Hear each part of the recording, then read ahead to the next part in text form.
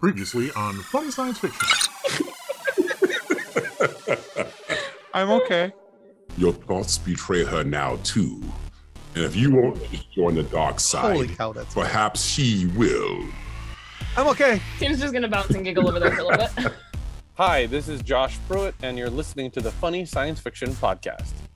The podcast that reminds you that there's a very thin line between insanity and genius, but here it's definitely drawn in crayon. All right, so our guest today is the very first to make a return trip to the Funny Science Fiction Podcast. By the way, we're calling this episode Pruett Part 2, Electric Boogaloo. I like that even better than Josh Pruett 2.0. There you go. Yeah, so Josh Pruett, by the way, if you guys haven't, if you're not familiar with Josh, he's the only human on Earth to have written for Mystery Science Theater 3000 and Doctor Who. He's a Primetime Emmy and Annie Award nominated TV writer, author, and storyboard artist with work on shows that I guarantee you know and have watched, like Phineas and Ferb, Milo Murphy's Law. He's got a show upcoming called Hamster and Gretel. These are all Dan Povenmire projects. And so I'm sure you're familiar with those as well. And like we mentioned, there's Mystery Science Theater 3000, Doctor Who. There's so many more. Just go check out his IMDb. But with all that being said, we are ecstatic to welcome back Josh Pruett to the Funny Science Fiction Podcast. Yay, I'm so happy to be here. Thank Howdy. you, everybody. We still can't believe you said yes again. Oh, yeah. So- my You pleasure. said yes again, and I'm still here somehow. This is you were yeah. questioning whether or not- Yeah, I'm not replacing anybody, I don't think. No, I think this is No. like Kathleen's anniversary too. Like, it is. Oh, This- nice. Yeah. Yeah. You were my second interview, and it That's was awesome. Kathleen's back after the Dan Povenmire episode with the she still hasn't completely lost her mind. I'm like, yeah. Yay. Here we are a year later. How So long ago? So that was a year ago? that was a year ago. Yeah. Okay, so that means I did not have this. No, you did not. have that. So now I'm Nice. Emmy winning. Aha. Winning. I missed that. That's fantastic. Right. Hey, congratulations. So yeah, we won for Candace Against the Universe. We won. That's fantastic, a Daytime dude. Emmy Award, which is it's completely insane. Yeah. Yeah, that's That is so fantastic. cool. So Congratulations. that was in the summertime. Yeah. So yeah, so it has been like a year, right? Mhm. It's been Yeah, like a year, absolutely. Yeah. Because you were Yeah. Emmy nominated still when you were here last I was time. Emmy nominated. Yeah. Mhm. Yeah, I missed that you won the Emmy. That's fantastic. So Yeah. sometimes I like being wrong and being shown where I was wrong. This is one of those instances where I'm like, I yeah, was that's awesome. gonna interrupt you, and I was like, no. I want to show it to them. I want. Yeah. Don't let your wife know that you like being told that you're wrong, though, Tim. She doesn't listen to the show. It's It'll never stop. He's It's not fine. wrong. Look, I can't convince my family and friends to watch the show. I have to convince other people. You convinced All right. at least one of your friends to be on the show instead of watching it. So does that work? I think that counts. It I think totally that probably counts. counts. Yeah. Totally counts. I brought in a few viewers, so I think it balanced it out a little bit. It works. All right. So I wanted to make sure that because I am brand new to the Doctor Who landscape, literally today, we were talking about this pre-show, but I wanted to make sure that Nick and Kathleen didn't get all the Doctor Who questions. So I wanted to make sure I got this one in. Now, the last time you were here, we talked about your time working on Mystery Science Theater 3000 and what that meant to you because of being a lifelong fan of Yeah. that show and how excited you were to work on that. But for those who aren't familiar with you, you're also a massive Whovian. You're a huge Who fan. And if you follow him on Twitter, his Twitter handle is actually at Zombie TARDIS. Okay, so to kind of give you an idea of what we're talking about here. So my question is for you. We know what it was like for you to be a writer with Mystery Science. Yes. But what yes. was it like for you to be able to write about Doctor Who and be able to add your voice to that universe? Like in both cases, it's makes me speechless. But I think in Doctor Who specifically, it's like at this point we're talking about something with a 60-year history. Mm-hmm. And not only that, but is primarily written by people who are not born here. It is a chiefly and successfully a British export. Right. And part of its identity is that it is something that is English, and for me it's like a legacy thing, like part of I mean, yeah, I there's a story I want to share, and we'll come to it. But about the day I got to actually listen to on some of the recording, which was like a dream come true. And I ended up writing like a journal entry all about it. But and I want to share that with y'all. But like it was like kind of flabbergasting. Like when I the short version is that I'd been following a lot of the Doctor Who talent on Instagram and Twitter and stuff. And for those who don't know, like Doctor Who, not only as a TV series, but as this giant property, has years of comic books, novels, novelizations, original novels, and audiobooks, chief among them produced by the BBC and also a company called Big Finish. And they started out essentially as a fan company, and there's like 2 or 3 of them, and they were doing, essentially the equivalent of a fan podcast, fan audiobooks. Mm-hmm. And that kind of built from there, and they produced a number of very professional sounding productions. And then BBC at the time, which was kind of fallow with Doctor Who content, gave them the license. I don't imagine it was easy in any way, but they had Big Finish had proven themselves at this point. As David Haig Ellery and Nicholas Briggs back in the early days, I think Gary Russell as well. So they started producing original Doctor Who stories with some of the classic Doctors. And this was at a time when the show had already been off the air, and they didn't think that Doctor Who was ever coming back. And so what Big Finish ended up doing with a very high caliber of writing talent is that they really kept it alive. And not just from a brand standpoint, but like amazing stories, to the point where there are quite a few in the Russell T Davies era that are directly inspired by some of the Big Finish productions. And so as a fan, so I started watching, I was a kid. My first memory is I was visiting my dad in New York. There was a Tom Baker episode on KPBS, and I had no idea what the heck was going on, but literally had that Doctor Who fan experience of like hiding behind the couch. And in my head, I keep it's either Ark in Space or Seeds of Doom, and I don't know which, because I think they merged in my memory banks. But there was definitely some body horror happening, and it could have been like bubble wrap that's in Ark in Space that's covering for somebody metamorphizing into a giant bug. But then there was also a guy in a tub who was transforming, which I think is in Seeds of Doom. So one or both of those scared the heck out of me as an 8-year-old, and I hid behind the couch. And I didn't find out until much later that that's very much a rite of passage for Doctor Who fans. And to the point where there are a couple of critical analyses books out there that are actually called Behind the Couch or Hiding Behind the Couch. Oh, that's cool. But there's a long way around of me saying, there is, when you kind of get into the show as a fan, there are thousands of stories out there, depending on your media of choice. And the beauty part is, I don't know that I could ever read or collect all of them, which is great. So it gives me a wonderful hobby for the rest of my life. Mm-hmm. But also I was like, wow, how amazing would it be to write one of these? Yeah. And so what I did was I was following a lot of these writers who were writing novels and the audios and just trying to learn how to do it.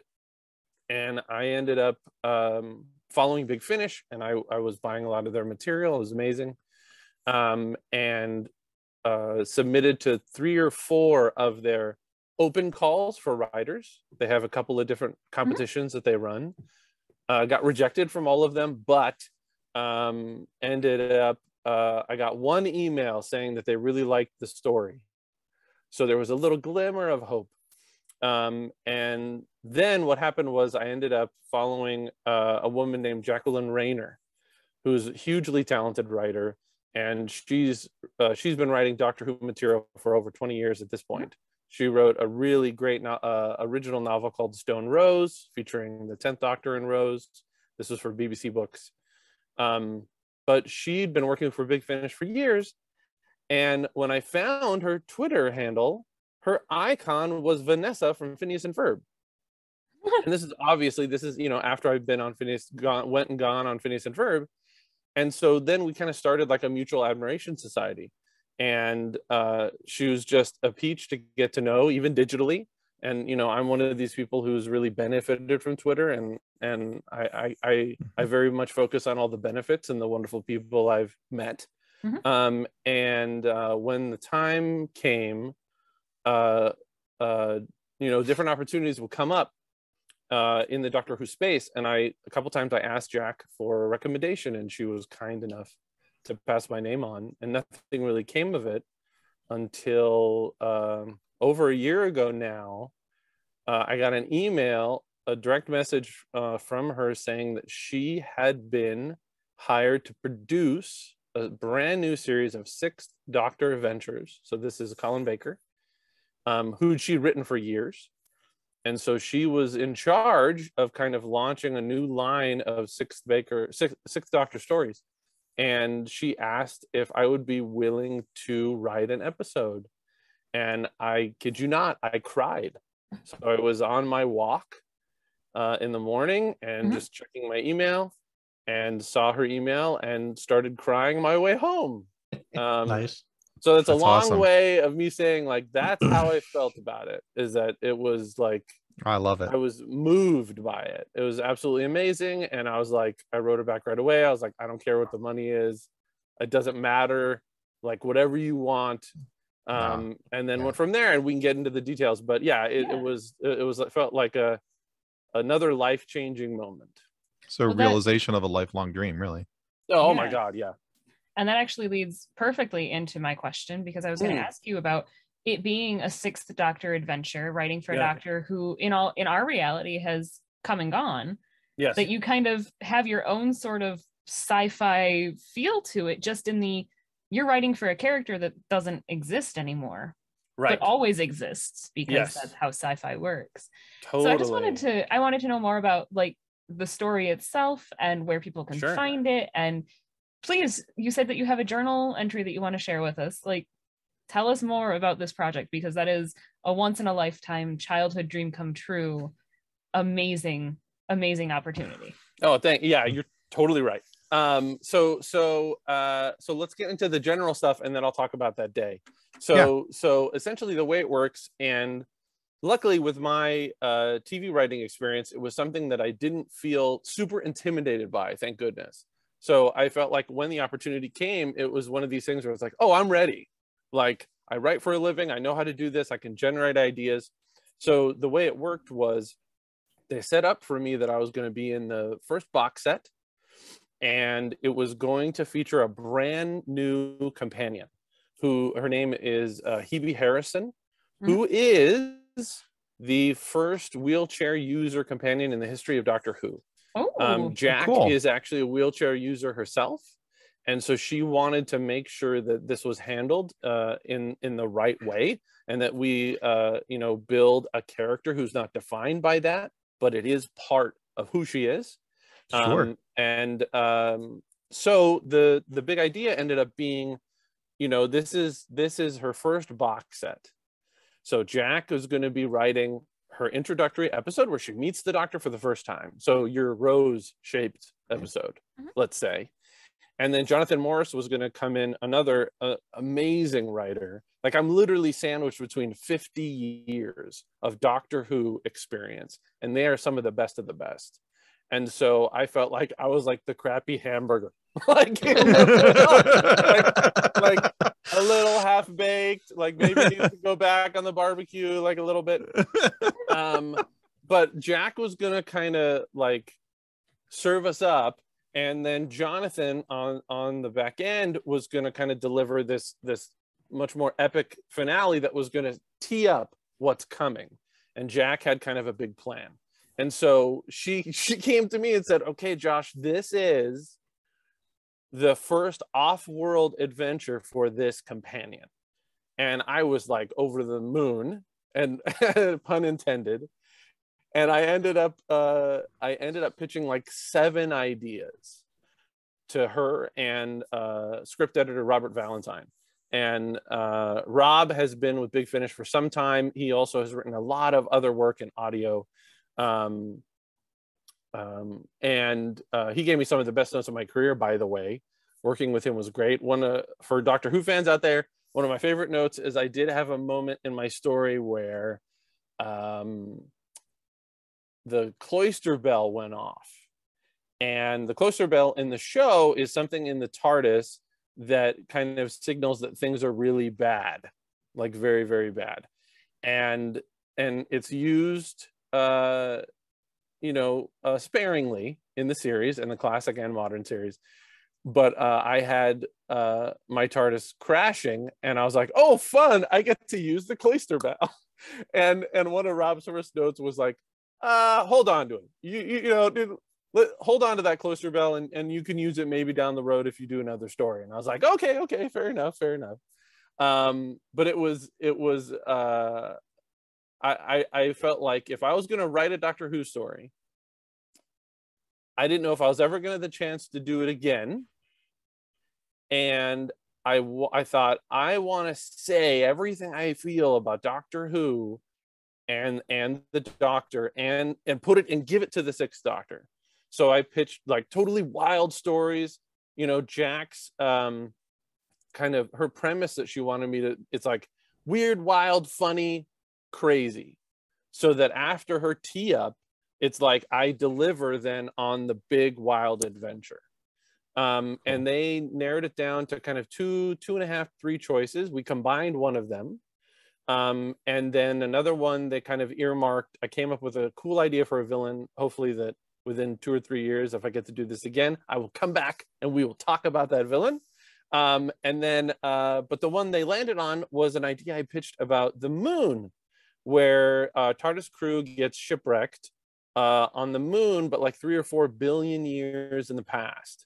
And the moon is covered by an ocean. And they meet really fun, interesting creatures there, and plenty of monsters, and a catastrophe that they have to deal with. So that was the initial process. So that was how we got started. That's cool. That's good. Yeah, I like it.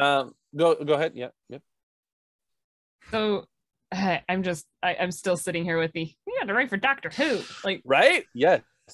God. So you said you had a journal entry that you wanted to share? Yeah. So the next thing that happened was we had to do a number of passes. We built the story, and then I essentially wrote double what I needed to. So I was learning as I was going.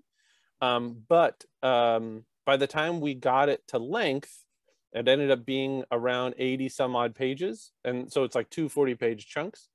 I really wanted to have the chance. Let me see if I can find this for you guys really quick.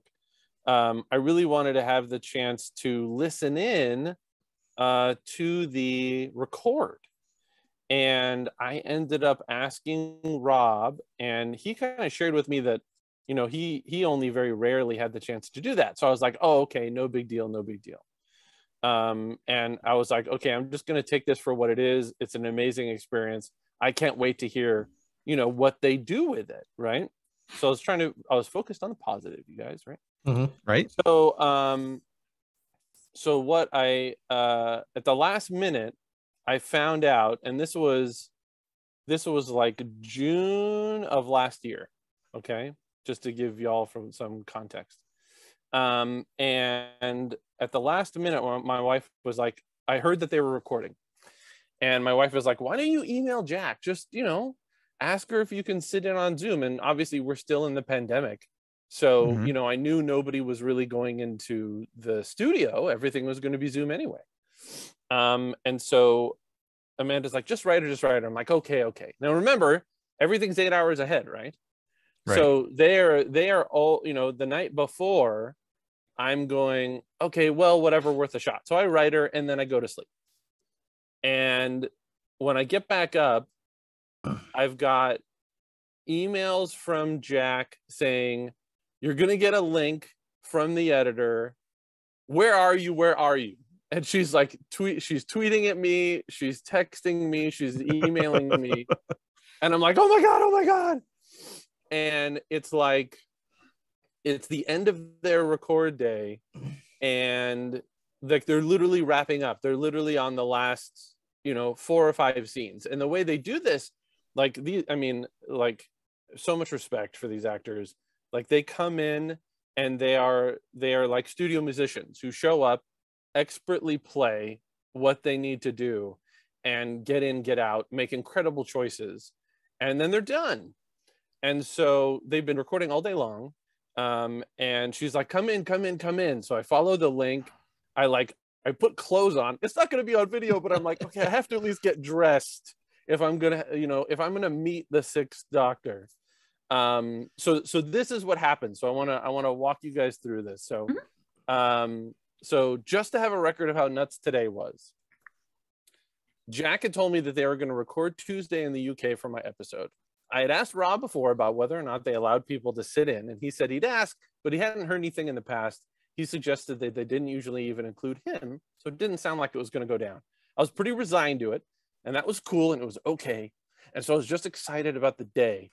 And so have been annoying Amanda and the kids about it all week long and just being excited. So we were in the van and I was like, they're going to record my Doctor Who today. They're going to record my Doctor Who today. So this morning when I was bugging Amanda about it, it occurred to me that maybe if they were doing it on Zoom, I could just ask Jack if she could take a photo or something, just so I had like a record of this thing happening today.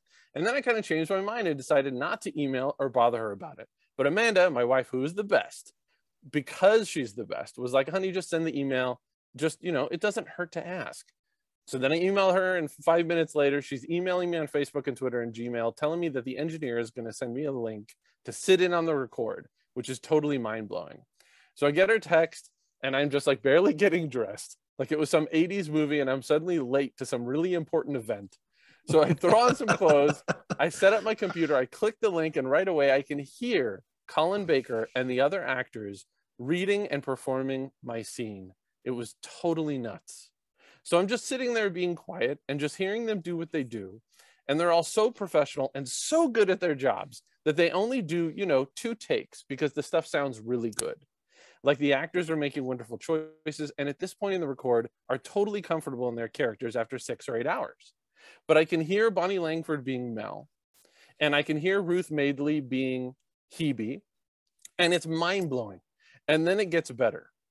So then I hear either Jack or Helen Goldwyn, who is our amazing director, say, oh, we've got Josh the writer with us. And I'm fumbling with the technology, and they can't hear me at first, but everyone's all pumped about me being there. Crazy surprise.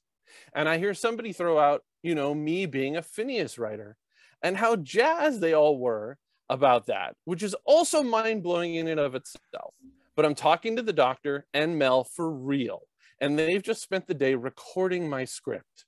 And they're very complimentary and enthusiastic, and I can't really say much more than how excited I am and how it's a dream come true. And then Jack chimes in and mentions how I'm a huge Doctor Who fan. And they ask, so is this your first Doctor Who script? And I said, yes, it's my first. And Jack says, I'm a huge fan, and they ask, how I got involved with Doctor Who. And I said that I pretty much stalked Jack on Twitter, and everybody laughed. And somebody said maybe that was a little too much information. And I elaborated, but everyone was very warm and friendly and just amazing. And then Jack says I should sit in and listen to the record. And this is the thing that I thought I wasn't going to get to do, but here I am. I'm listening to these actors I've watched on television read and record my script. And initially I'm bummed because we were so late in the story. So like in the last 2 or 3 scenes. And some of those moments are my favorites. Once our characters have saved the day. And I'm still kind of marveling at the actors' choices. And between moments, Colin is being very complimentary of my work. And Bonnie sparkles as Mel, so vibrant and pitch perfect. And Andrew James Spooner is crackling as Clutch Father. And Colin is in top form, restrained but commanding, and knows exactly what he's doing. And Ruth is so human and present and real. And Sam Stafford as Wolk, he's like one of our friendly aliens, is goofy and awkward. And Verge Gilchrist as Helios is spot on. The weight of the world on her shoulders with just a hint of joy and imagination. I am blown over. Then, as they're organizing what actor needs to do what in the next scene, in between each scene, Sam, the actor who's playing Wolk, is thrilled because, spoilers, and I'll come back to this. Spoilers.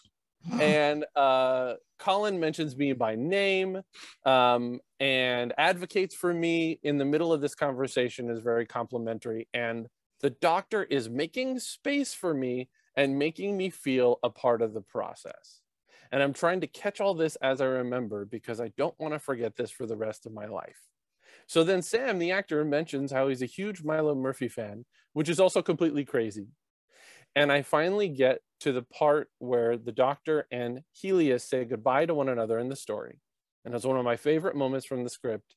And they just absolutely nail it. And one of the other actors, Sam, I think, comments on what a touching scene it is. And it just feels really amazing. And then they get to the end, and Jack and Helen are trying to organize doing the short interviews as part of the normal behind the scenes. And as they do, Colin advocates for me again, the doctor standing up for me, the doctor.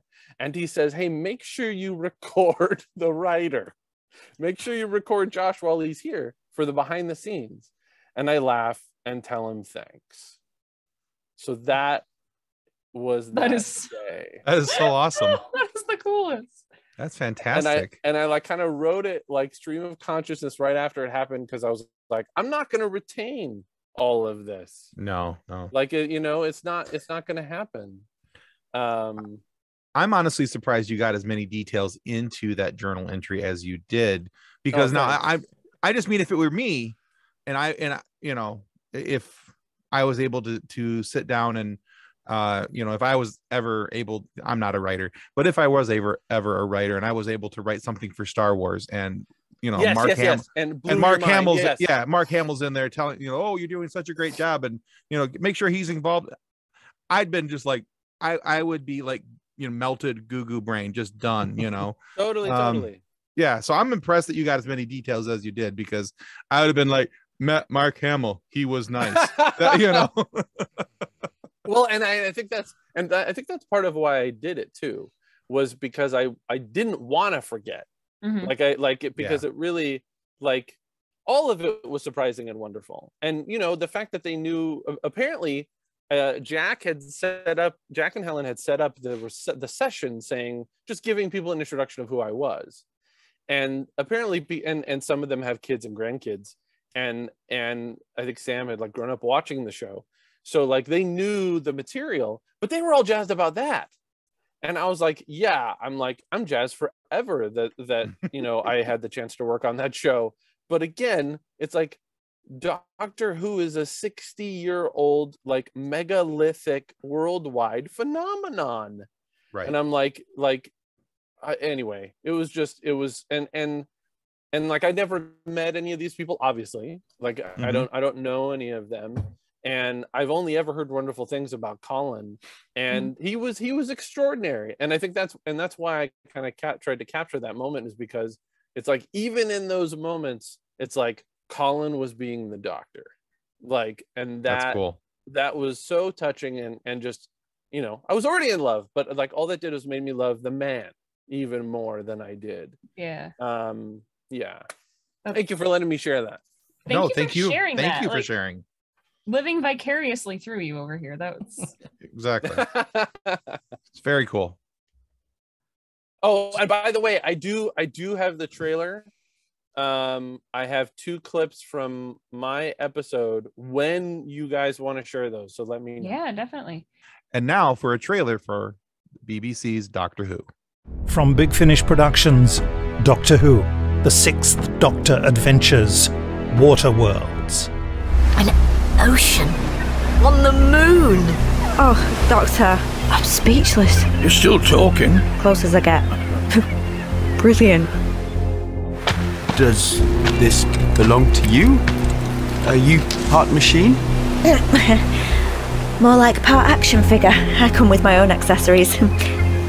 Big Finish, for the love of stories.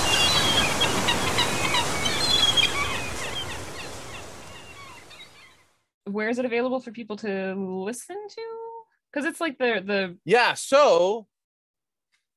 It's a full audio production. So there's music, sound effects, and it's currently available for pre-order at bigfinish.com.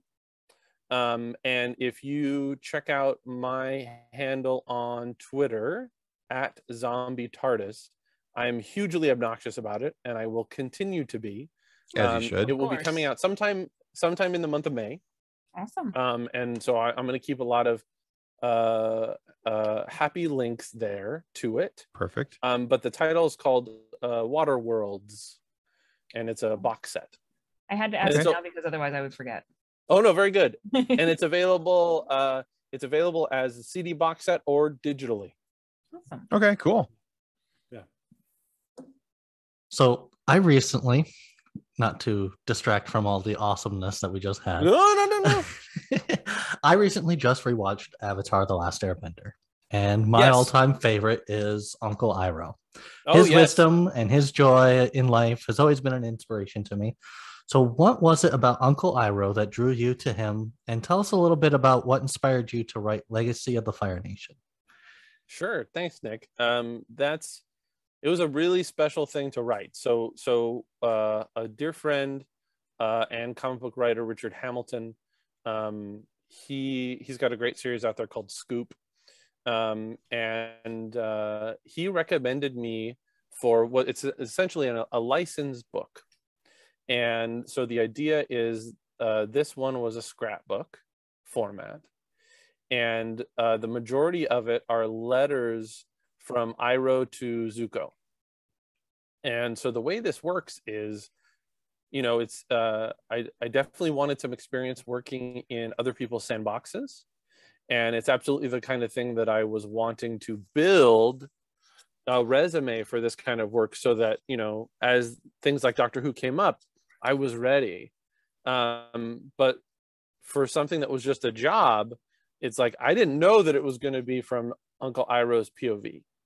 So when they were launching me on the premise of the thing, I was thrilled because he's my favorite character.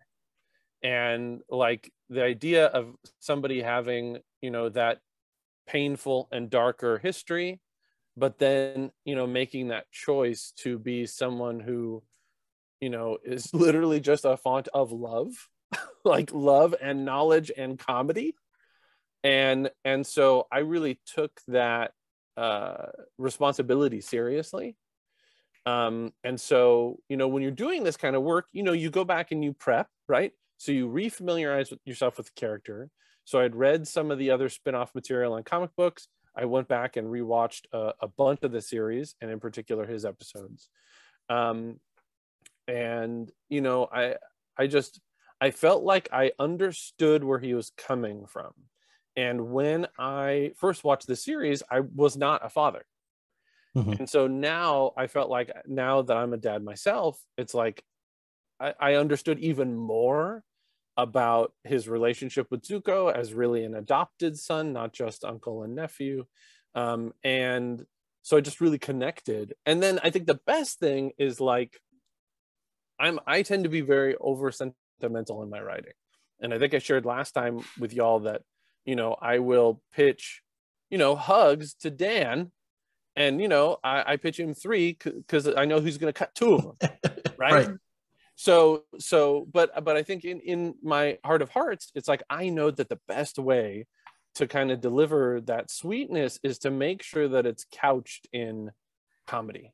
It's couched in something else. So I think the opportunity for Legacy of the Fire Nation was like, oh man, I can be really honest about the human condition and pain and all of that stuff and your place in the world and the legacy you leave behind. But I can do it all with humor because it's Iroh.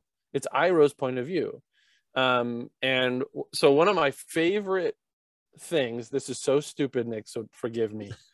So, so much of what I was able to share last time when we chatted and today, even talking about like, you have these long-term goals, right, that you work toward, and you don't know how they're going to manifest, if at all, right? And I've been very blessed that I've had these opportunities, and Avatar represented a really interesting win. When I was trying to get work in the animation industry, this is like 2005, 2006, I was working in production as a PA on Shrek the Third. And so I had my first job, but I wanted to get in as a storyboard artist. I wanted to get in as a writer. I wanted to be paid to be creative. And so I applied to a lot of different fellowships and opportunities. And one of those was for Nickelodeon. And so they were like, yeah, write a spec script for one of our shows. So I was like, okay, I'm going to write a spec script for Avatar. And my buddy Justin Ridge, who just got done show running Star Wars Resistance for Disney Plus. Oh, yeah. He was an assistant director on Avatar. And so I was kind of picking his brain about the show. And my favorite character was Sokka. So again, comedy, right? Comedy first. So I was like, I ended up writing this spec. It's not very good, but essentially it's about they find a Bender impersonator. So somebody who's actually used rudimentary technology to pretend to be a waterbender. And so there's like, pipes and like an Iron Man style suit made out of bamboo and things. And do that all the time in the shower. Right? Watch me bend. It's too hot. So the idea was for Sokka to meet somebody who he would idolize and then realize that him not having superpowers is okay. And so I wrote this whole story, and it is all right. But I had this joke in it at the very beginning where Sokka is like razzing Aang about his wind bending. And he starts calling it, how did he phrase it? Wind breaking or breaking wind. And so I put a fart joke in my Avatar spec. Why not? And actually, hold on.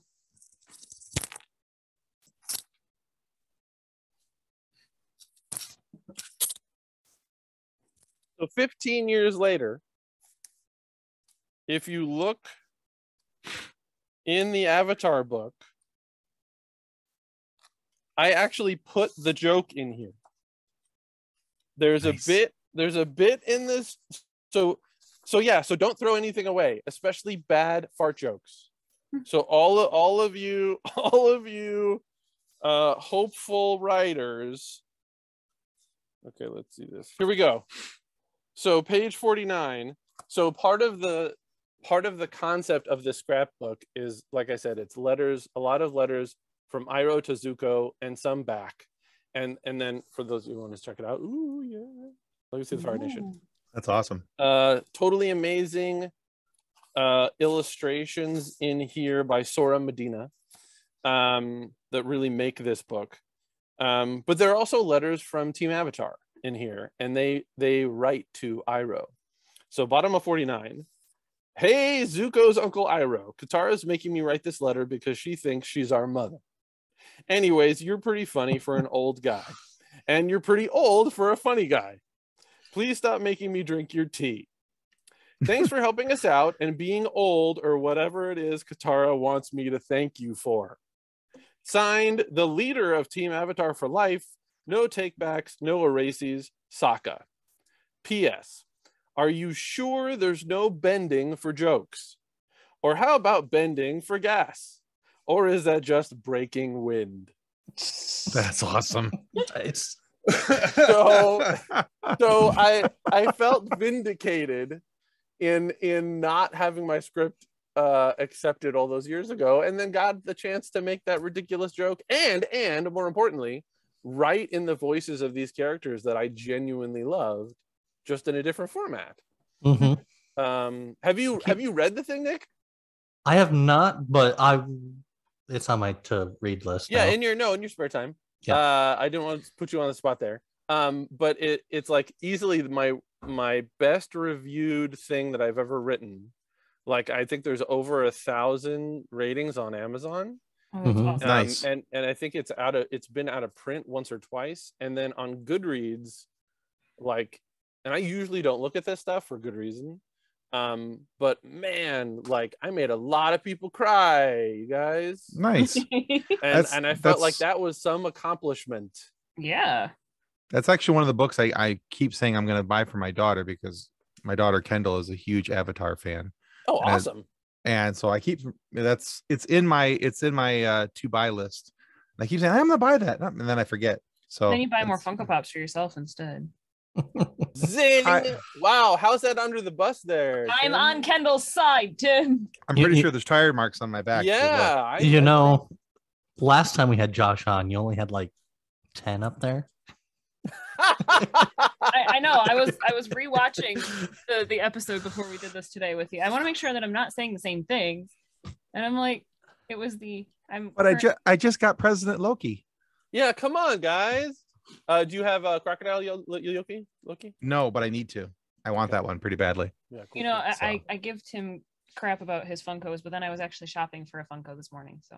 Oh dang! Do they have do they have Throg? Do they have Frog? I don't know. Thor? I have not seen Frog Thor. Okay. I don't recall seeing it, but I'm currently in the market for the Ian Malcolm Funko. Oh, very nice. Yeesh. Because who doesn't want a Funko of Jeff Goldblum on their desk? Nobody that I know. Right? I want it. I know, right? Yeah.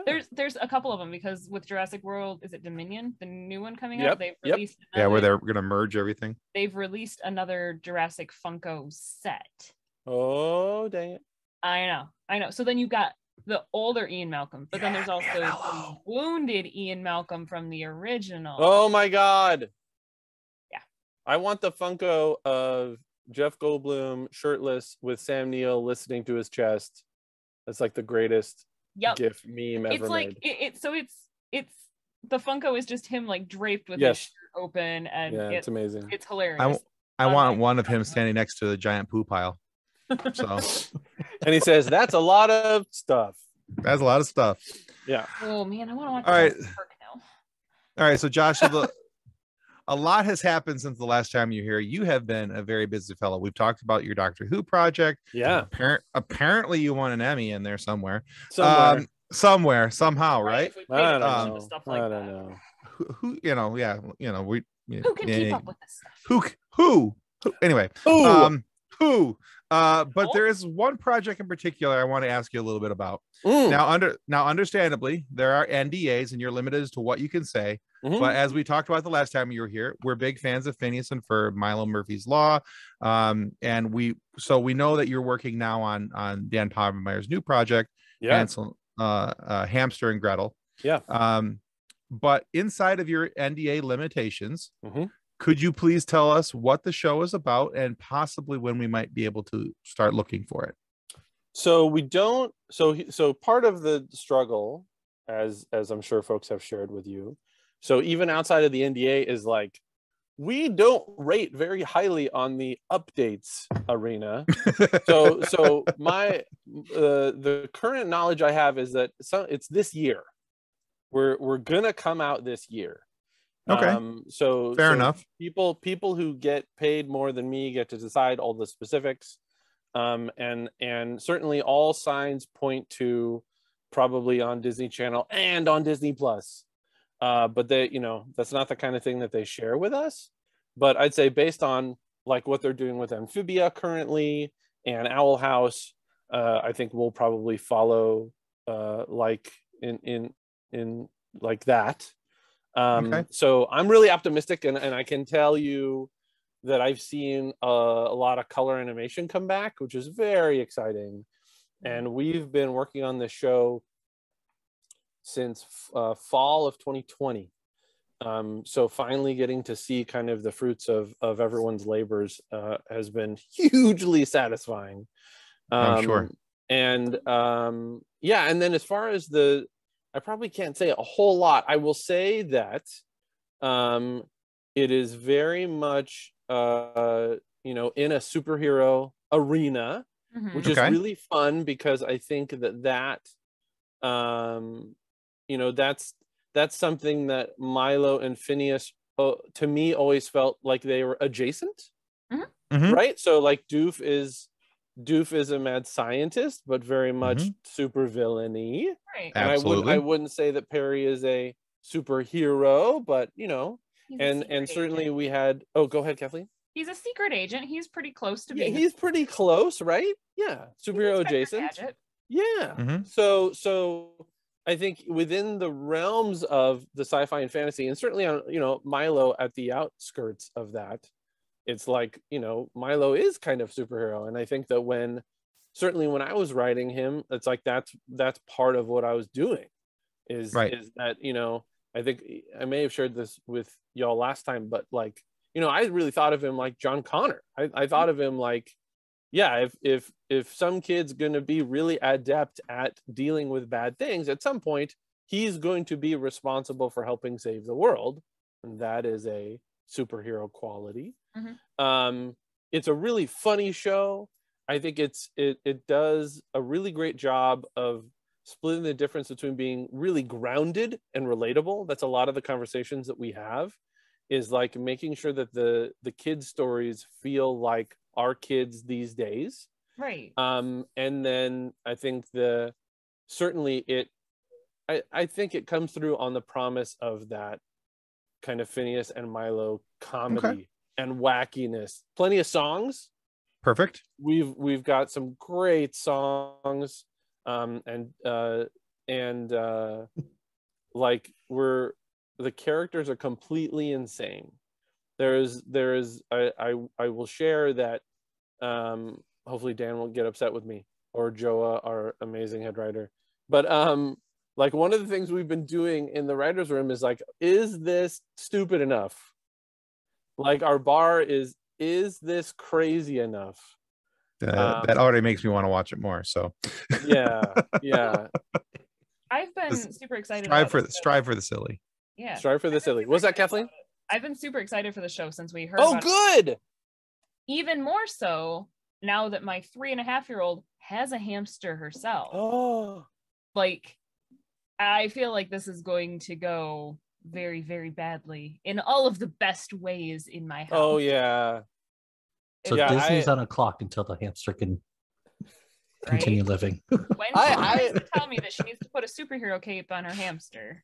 That's awesome. Hamster is absolutely hilarious, and certainly in a Phineas and Ferb Milo vein. I don't want to give too much away, but like you will recognize the archetype. And and we have a really amazing voice actor for Hamster. I'm just looking at the picture on IMDb. It's just like the logo and Gretel holding hamster, and I'm just even looking at that, I'm like, I can't wait. It's and to be perfectly honest, I think that even just that image, I think that Dan did, like that they were using as I'm hopeful that we'll have more marketing and stuff materials soon, but you know, like I said, they're not forthcoming all the time about that, but the tone of that image is really accurate. It's cool. I mean, I think it does a surprisingly good job of selling and explaining what the show actually is, and in some ways there's things about that like we're trying to honor as writers, like, you know, if sometimes we'll get too far afield, and it's like there's a core emotional element to that, which is, you know, one of my favorite parts of the show. I think. I just love the way she's got her little hand held out with a hamster. Yeah, it's so adorable. Stoic look on the hamster's face. Yeah, there's a lot of stuff played on just that, on Hamster's face, expressionless face, and I lose it every time. I'm looking forward to it. Love it. It's because we talked a little bit about it with Dan when he was here. I think we talked a little bit about it with you when you were here last. We talked with Swampy. No, because Swampy Amber. We talked with Amber. Oh yeah, Amber about it. Yeah, we talked with her about it. You know, because she's working Amber on the project a couple as well. Of Amber directed a couple of my episodes, and she just her and the storyboard team just plussed everything I gave them. So so we've been having this anticipation build for it over the last year with the couple of you different guys coming in and talking about it, and I'm like, so how about now? How about now? How about soon? How about now? Are we there yet? Legitimately, exactly. More so with my kid having a hamster, I'm like, I need this in my life. Well, I'm hopeful. So there's this thing. So this is a little bit behind the scenes, but there is this thing that, depending on the show, sometimes Disney will leap in with the consumer products early, or they wait to see how season 1 does. And I'm hopeful that this is something that Disney will get on board with sooner rather than later, for that reason. I mean, I think particularly hamster is poised to be, knock on wood, but poised to be breakout, and cool. And super, super funny. I'll tell you right now, Kathleen will totally buy a plushie hamster. I have room. It's done. I want one too. It'll go next to my unicorn from Despicable Me. Nice. There you go. Hey, that's a classy company. Or it's so fluffy. It's so fluffy. With Luigi and Guido that I just got today. My camera's nice. Because I'm a grown-up who buys toys for herself. Yeah, I don't know anything about that. Oh wait. Yeah. Oh wait. Nice. I've got Ben and I've got Galactus over here. Ooh. And Reed. Nice. Yeah, I have a Chekhov Funko up there. I have a tiny Light Bright. I have Bert and Ernie, but I have Lego Bert and Ernie because nice. That was just fun. Yeah, I've got toys all over my desk. My daughter, every time she comes in here, can I play with that? No. But honey, those are mom's toys. Toys are not for playing. You have your own toys. I play with these toys. So I was once again scrolling through your Twitter for inspiration on what to talk to you about today. Yes. It doesn't, I promise it's research, it's not stalking. It doesn't sound as that way. But you recently, and this is where it gets a little creepier. I'm not going to say how recently.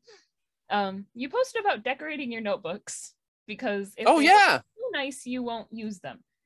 Yes. Can you tell us more about your decorated notebooks? Because as another person who likes notebooks, it's just fun. So I just posted about this today. That was why I wasn't going to say how. Yeah. So here's my notebook, and it's covered in stickers. Oh, I love it. And so what I do, let's see if I've got any other ones. Here's another one. And we've got Vector Hold is one of my favorite bands. And Camp Horror, and hold on. I feel sad and boring. These were really good stickers, Tim. Mine's sad and boring. Flashback Video again. That's awesome. And Fright Rags, they do great horror t-shirts. I love them. Okay, cool. But what I do is I buy these for like $2. And then decorate them, because what I found is when I buy really nice stuff, I don't draw in it. I don't write in it. And it's funny because I've talked to a lot of other artists and writers about this, is that there is a thing where like you collect notebooks. You'll be out somewhere, you're traveling, I'm so glad you asked about this, Kathleen, because this is so dumb. When I was a kid, I have super vivid memory of like, okay, I'm going to the store. I gotta go to the grocery store with my mom. Whatever's going on, right? We're in a store and I hate it and I'm miserable because she won't let me go to the toy section. Whatever, there's no time. But usually the stationery aisle is adjacent to something that we actually need. So I can effectively sneak just around the corner and stay within eyesight. And the stationery aisle has paper. It has pencils and pens. It has sketchbooks. So I would gravitate there at a very young age because it was my only refuge in the store. It's like, if I can't go to the toy section, where am I going to go? Right. I can go to the stationery. So even now, as a 44-year-old man, I will do that. So if I'm going grocery shopping, I will find myself in the stationery aisle just going, ooh, what are these books? What are these notebooks? What are these notebooks? And like, I've built this habit for myself. But like in college, like, we were supposed to fill a lot of sketchbooks as a part of our kind of training. And I would it would short out my brain sometimes, or I would go and buy something that I was like, all right, I'm going to fill this up. But it was like bounded like a book, and it was super nice. And then I would just go draw on single sheets of paper. And now obviously I could have just done what I wanted and maybe bound it later. But what I discovered is that this was a great in-between. If I mess this thing up and I put art and stickers on it and I draw all over the front, like we did when we would cover our books in grade school, right? Then I would feel like it's okay for me to put my raw and kooky and crazy ideas in these notebooks. And what's funny is that when I share that with other people, they're like, I'm the same way. That actually, yeah, totally. I did that through school. I did that. Yeah. I've still got random collections of half-used notebooks that I can't get rid of them because there's important stuff in them. Because there's stuff in them, yeah. But the ones it does appear to be a fairly universal thing of like, if you personalize it, you tend to finish it. And yeah, I've got like really slick looking stuff, and I did the first 10 pages. Yeah. But then this thing, I feel like I can throw this in my bag, I can throw this in the car, right? And like, I'm not worried about it getting messed up. So yeah, I think there is that nostalgia aspect of it too, because as kids, of course, we decorated things with stickers, and those never got destroyed. So if you still do that now, totally, you still have that. Well, it's gonna be fine. It's got stickers on it. Stickers will hold it together. Yeah, I am so putting stickers on this one now. Yeah, you need to stickers on because what I've been doing. Ourselves permission. Yeah, because what I do, you talk about going into the store and going to the, the notebook aisle or whatever. I always find myself when I go to Walmart, I go to the clearance aisle, and I always look for notebooks. This was my last notebook that I picked up, the Infinity War one. Yep. So it was all, in my opinion, was already stickered. So I was like, yay, it's nerdy, and it has all my nerd notes in it, and things like that. So perfect place to keep the nerd notes. Yeah, that's not too shabby. So Josh, you're a storyteller, and we love stories. Yes. So they have bloopers and stuff of actors. Are there some behind the scenes funny moments or blooper reel type things that happen in storyboarding or writing? Ooh, good question. Yeah, there can be. So like, invariably things get cut. We've talked about that, right? So in the world of animation, so like, we have an opportunity to be iterative. So things will get polished and trimmed and polished and trimmed and polished and trimmed. So, Dan and Swampy kind of have this really great process, and, we're still doing it on Hamster. But the idea is that, you get notes at every step. And when it gets into animatic, we continue polishing. And when the color comes back, we continue polishing and adjusting. So for instance, in some cases, we'll get extra mouths. And our editors will be able to then go in and manipulate the animation when we're still tweaking dialogue and still trying to make things better and funnier and punchier. And for my standpoint, I think that's why a lot of those shows are as good as they are, because we keep refining all the way until air. So sometimes there's cool stuff that like gets cut, like not usually bloopers. Like, so for instance, in Night of the Living Pharmacists, I added this Escape from New York bit at the very, very end of the episode.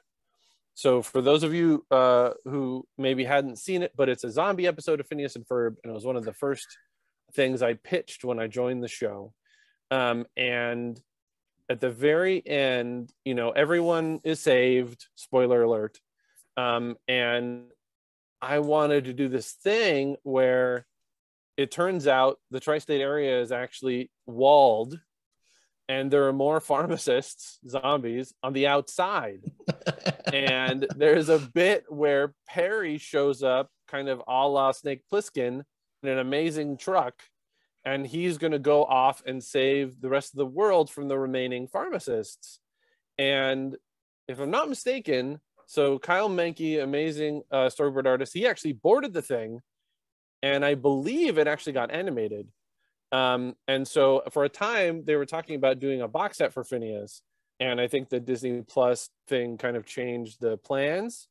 But that's one of the few bits that I know like actually is out there and exists and never made it to air. Okay. Interesting. And then there's a lot of stuff that gets cut at the script and storyboard stage. Like there's a couple things in my Doctor Who script that I really, really was in love with that got cut. And I think they're the kind of things that I'm probably going to save for another story. So sometimes that's what happens. But yeah, I think the only times I really run into bloopers, and I love them. Like I'm such a huge fan of those. Like I'll watch those on YouTube and everything. Mm-hmm. But like when I have the opportunity to kind of sit in and record, and you're hearing these things come to life, like, oh my gosh, it's so much fun when somebody improvises something or flubs a line.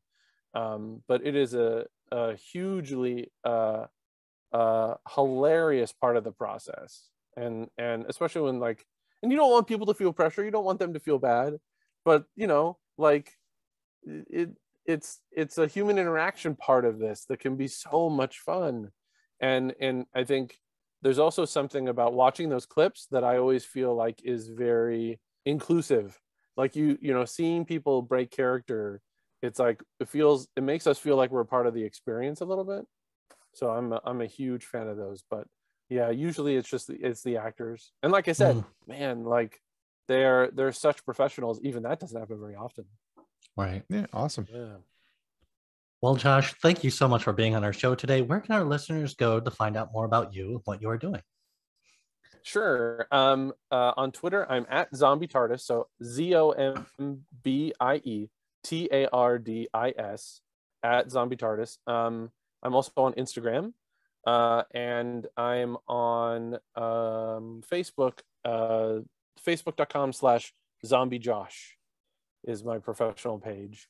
And then you can go to bigfinish.com and search Waterworlds for my first Doctor Who story. Thanks for your links, your social links. We will put those in the comments. Thank you for sharing that trailer with us. I'm super excited for this. I'm geeked because I'm a geek, but that happens. And so remember, guys, subscribing is the single most important thing that you can do to ensure that we get more amazing guests like Josh Pruett, who was willing to come back a second time to this madness. But we also get funny moments for you guys to be able to listen to and interesting conversations as well. So please subscribe. It helps out more than we can really ever tell you. And be sure to go check out Josh's work. There's some super cool stuff coming up. And apparently he wins Emmys when he's away from our show. So another reason to go check him out. I'll just like go out, win an Emmy, and then come back. Exactly. And then win another one, you know. Exactly. So, and by the way, if you're not happy with the content of our show today, please feel free to lodge a complaint with the head of our complaint department, the Cybermen from Doctor Who. Sure, they're a bit murdery and like to kill anyone they see. But hey, when you're ticked off at your least favorite podcaster, are you really all that concerned with our health and welfare? Probably not. So bring your complaint on a USB thumb drive. And if you can find the USB port on the Cybermen and then live to tell about it, they'll handle your complaint with extreme prejudice. Thanks again, Josh. My pleasure, you guys. Thank you so much for having me. Thank you, Josh. This is awesome. I so appreciate it, and would be happy to come back a third time. So this thing will be out. This thing will be out in May. I've got a story in a Predator anthology coming out in August now. Oh, awesome. And then obviously once the show's on for a bit, you know, then maybe we can talk about that in the fall or something. Done. I feel Yeah, I feel like when Hamster and Gretel comes out, and we will have our half co-host, the tiny version of the co-host, come on and talk about it too, because I know she's gonna love it and she's gonna. Oh man, that would be so fun! Oh my gosh, she's fun. She's fun to throw into the show every once in a while. How old is she again, Kathleen? She's 3.5. So oh my goodness! By the time the show comes out, she'll be 4. About. So. Yeah, that's awesome. So nervous about her getting excited and thinking that her hamster now has superhero abilities and like oh, chucking no! it across the room. Fly! Oh my goodness. We'll put like caution warning on that episode. Don't throw your hamsters, kids. Please don't. Her hamster has somehow already figured out how to escape from his ball, but not. Oh yeah, okay, that's a thing. Yeah. Yeah, that was a thing. Well, I'm gonna Tim, I'm gonna go ahead and email you the trailer. Yes, please. And Nick and Kathleen, all of you, thank you so much. Thank you. Thank you so much. It was my pleasure to be here. So we love having you on the show, Josh. Thank you for being here. Yeah, anytime. Thank you guys. Take it easy. Best to you. All right, Josh, take care, bud. Bye. Our show is brought to you by our charity sponsor, the Red Shirt Widows and Orphans Fund, which supports the Wish Upon a Teen Foundation that helps out sick kids when they need it most. And just imagine the comfort you'll give Red Shirt crewman number 85. You'll know that when he joins Joel, Mike, Crow, T-Robot, and Tom Servo in the experiment to see which bad movies are capable of destroying the human mind, that he didn't leave his family destitute and without hope, because the Red Shirt Widows and Orphans Fund has his back and what's left of his sanity. And speaking of sponsors and show partners, check out this short video from our good friends over at Level Up Lightsabers.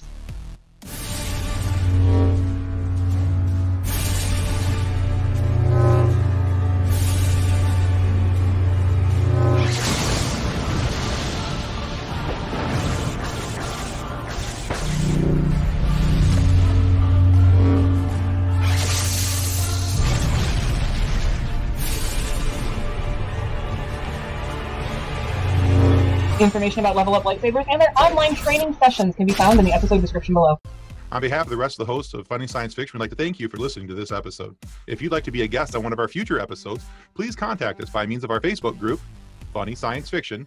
You can find us on Twitter or Instagram using the handle @FunnySci-Fi, or you can go to DraytonAllen.com and click the Contact Me link at the bottom of the page. Thanks again. Hope you enjoyed the episode.